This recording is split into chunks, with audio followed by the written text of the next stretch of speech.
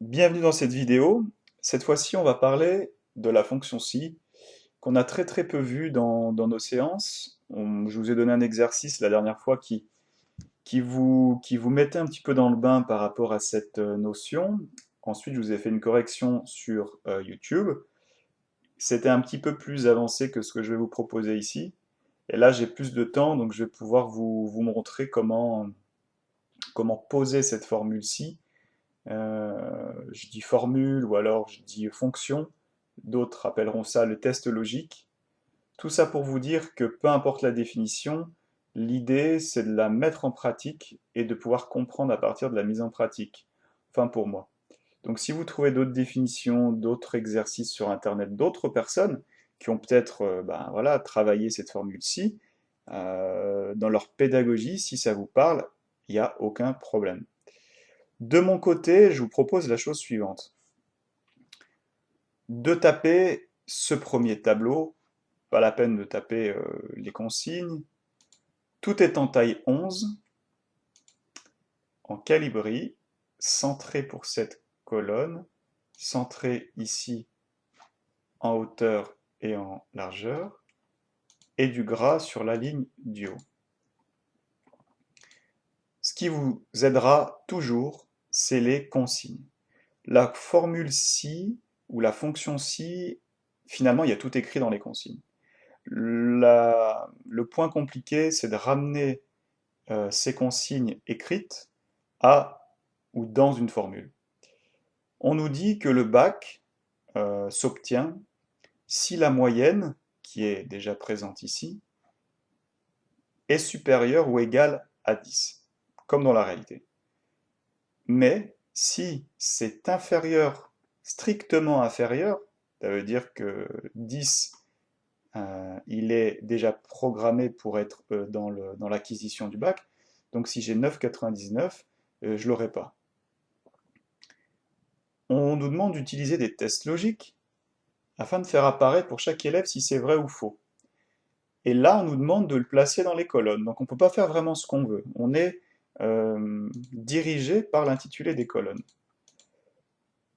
Première étape, égale si. En majuscule ou en minuscule, ça c'est vous qui voyez. Je double-clique sur si. Et en fait, la fonction si va nous permettre de, à partir de données, à partir d'une recette, à partir de quelque chose ou de plusieurs données, de programmer Excel pour qu'il puisse ressortir un calcul, un résultat. Donc c'est un petit peu complexe comme ça dans l'explication, mais vous allez voir, ça va être plus clair quand on va poser ça. Lorsque j'ai fini de taper mon début, ma première parenthèse, il nous propose test logique. Donc le test logique, c'est quoi? C'est quelles sont les données de base avec lesquelles je vais pouvoir construire euh, ma question, ma réflexion, pour ensuite avoir dans les valeurs vraies ou fausses le résultat de ma question. Les données, on nous les donne en général dans la consigne. Ici, on nous parle de moyenne strictement égale à 10 ou inférieure à 10. Pardon, supérieur ou égal et strictement inférieur. Donc je vais choisir cette donnée, donc B7. Si B7 est inférieur à 10, voilà, alors là dans la catégorie bac échoué, je vais écrire vrai. Si c'est inférieur à 10, c'est vrai. Le bac sera échoué. Mais si c'est pas vrai, alors il va me noter faux. Voilà. Je reprends avec le visuel. Si B7 est inférieur à 10, est-ce que le bac est échoué? Oui, c'est ce qu'on nous dit. Et si c'est faux, mais qu'est-ce qui est faux? En fait, si ça n'est pas présent dans le déroulé des prochaines notes, vous allez voir, il va écrire que c'est faux. D'ailleurs, c'est le cas ici. Le bac n'est pas inférieur à 10, il est supérieur. Donc il ne peut pas dire que ce calcul-là est vrai dans ce cas. Donc il va me dire que c'est faux. Ensuite, je peux faire la poignée de recopie. Est-ce que le bac est échoué? On se repose la question. Si j'ai 13,5, 13,8, bah non, il n'est pas échoué. Est-ce qu'il est échoué quand j'ai 6? Oui. Est-ce qu'il est échoué quand j'ai 9? Oui. Pourquoi? Parce que dans la formule, encore une fois, ici, B11, il est bien inférieur à 10. Donc si ça c'est vrai, ce qui est le cas, alors il va m'écrire vrai. Et sinon, il va m'écrire faux. C'est le début, on va continuer juste après sur un autre exercice qui va enlever les notions de vrai ou faux, en tout cas en termes d'écriture, pas dans la formule. Ensuite, je refais la même chose pour bac obtenu, donc égal si. Je sélectionne moyenne, voilà, 5. Si c'est inférieur à 10, est-ce que le bac euh, est obtenu ici? Ben non. Si c'est inférieur à 10, on va lui dire, alors point virgule, faux, point virgule, l'inverse c'est vrai.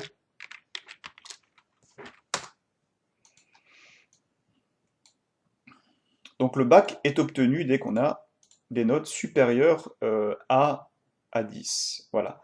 On peut l'écrire dans ce sens, moi je l'ai écrit inférieur à 10. On peut aussi s'amuser à l'écrire dans l'autre sens, supérieur à 10 et inverser le vrai et le faux. Donc voilà la correction que je peux vous donner pour cet exercice. Maintenant, je vous emmène dans un autre exercice que je vous ai donné aussi. N'hésitez pas à essayer de revenir sur ma vidéo, faire pause, enfin voilà, vous connaissez la chanson. A tout de suite. Et nous voilà, par la magie du montage, sur le prochain exercice. Vous avez normalement le corrigé comme ça que je vous ai distribué avec les couleurs, avec des zones à compléter. Je vous invite à le taper comme ceci, donc sans ça, hein, bien sûr, parce que vous ne pouvez pas encore remplir les colonnes D, E et G. L'idée, c'est de repartir un petit peu du même concept. Je vais zoomer un petit peu, voilà. On nous dit, après avoir tout tapé, donc, alors je vous donne peut-être quelques polices, c'est en 24 gras calibri en haut, là c'est en 12, tout est en 12, ça c'est en gras, ça c'est en gras, et ça c'est une trame de fond bleu, et il y a un contour bleu que vous apercevez ici, avec un trait un petit peu plus épais, et un intérieur aussi avec des bordures noires un peu plus épaisses. Ça on verra à la fin, à la mise en forme. Peut-être qu'on la fera pas, on verra au niveau du temps. Alors, à commander, on nous dit, ben, pour faire la fonction si, je retourne aux consignes. Ça, c'est la première chose. Je peux pas réaliser une fonction si s'il n'y a pas de consigne. Dans la colonne à commander, très bien, intégrer une formule si. Écrire oui si le stock de pneus est inférieur à 200 et écrire non s'il est supérieur. Égal si le stock de pneus, je prends la première phrase, est inférieur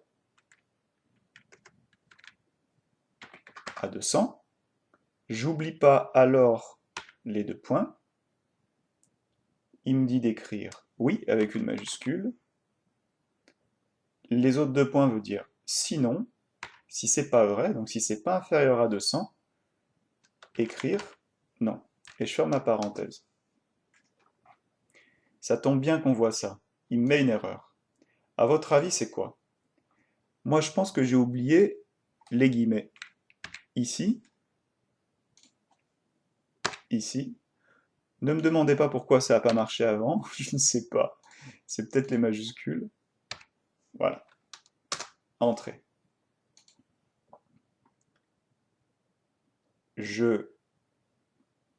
Donc, je vérifie. J'ai 180, est-ce qu'il faut commander? Indiquer oui si le stock est inférieur à 200, il est inférieur à 200, donc il me met oui. Là, on est sur des fonctions si avec des mots. On va vite passer plus tard à des fonctions si avec des chiffres et notamment des calculs. La première partie, en général, c'est c'est pas vraiment un calcul, c'est un positionnement d'une cellule avec un chiffre, plus ou moins grand. inférieur, supérieur, etc., égal. Et ensuite, on a donc valeur si vrai, valeur si faux. Je passe à la commande avancée de la commande. On nous dit ensuite, dans la colonne avancée de la commande, intégrer une formule si le mot oui est présent dans la commande à commander, alors écrire en cours, sinon faire un petit trait. J'y vais, égal.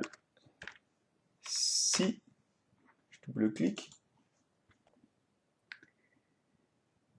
si, donc dans à commander, donc des 13, pardon, si dans à commander, j'ai le mot oui, donc là, si des 13, comment on fait? Ben, en fait, on lui dit égal oui.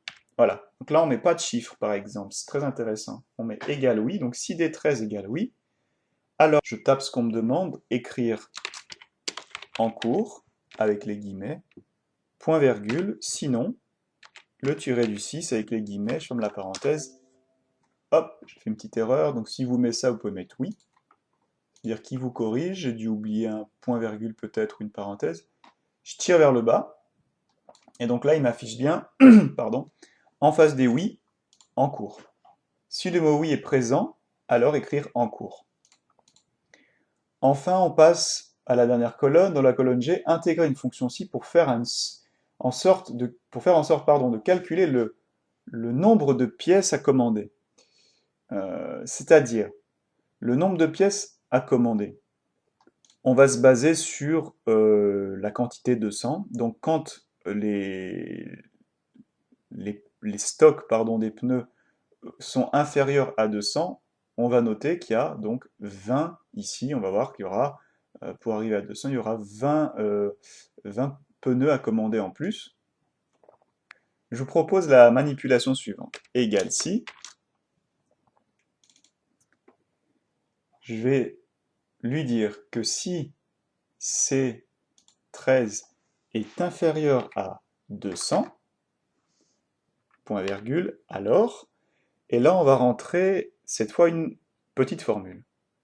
Il me fasse automatiquement 200 moins ce qu'il y a présent, la quantité présente, donc moins C13. Vous allez voir. Si c'est faux, bah, si c'est faux, je lui propose de mettre un petit tiret. Je fais entrer. Maintenant, je peux faire la poignée de recopie. Donc ici, grâce à la formule, il fait bien 200 moins C14. Donc 200, c'est le stock qu'on a, nous, voulu garder en bannière de commande. 200 moins C14, ça fait bien 20. 200 moins 190, ça fait 10. Là, il n'y en a que 40, donc pour arriver à 200, il faut 160, etc., etc.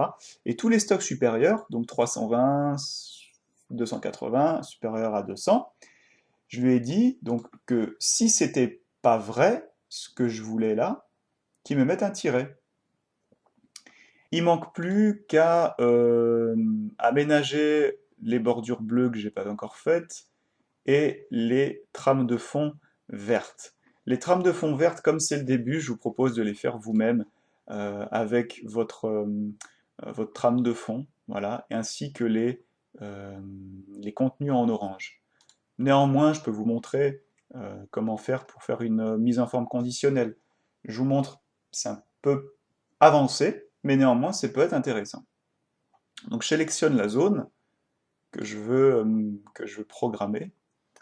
Je vais dans mise en forme conditionnelle, nouvelle règle. Je choisis utiliser une formule pour déterminer pour quelle cellule le format sera appliqué. Charabia, mais vous allez comprendre. Je clique, du coup, on va dire, allez, on va choisir, je peux écrire Citroën, mais je vais choisir sur cette première ligne des mots qui sont faciles à écrire, vite à écrire. Donc, si, alors, je me mets là, appliquer mise en forme, je sélectionne donc une cellule de la première ligne, par exemple celle-ci, je reclique là, j'enlève le deuxième $, ce qui voudra dire qu'il va bloquer la colonne, mais il va laisser les lignes libres. Donc c'est-à-dire que je vais pouvoir lui donner cette formule pour qu'il l'applique sur l'ensemble du document jusqu'à la ligne 22. Je lui dis que si D13 égale oui, j'oublie pas la majuscule si j'ai mis des majuscules. Je change mon format de remplissage. Alors du vert, les polices en orange gras. OK. OK. Automatiquement, il me met en vert et orange toutes les lignes où je dois finalement commander. Donc il se dit, dès qu'il y a oui, mets en vert et mets le texte en orange.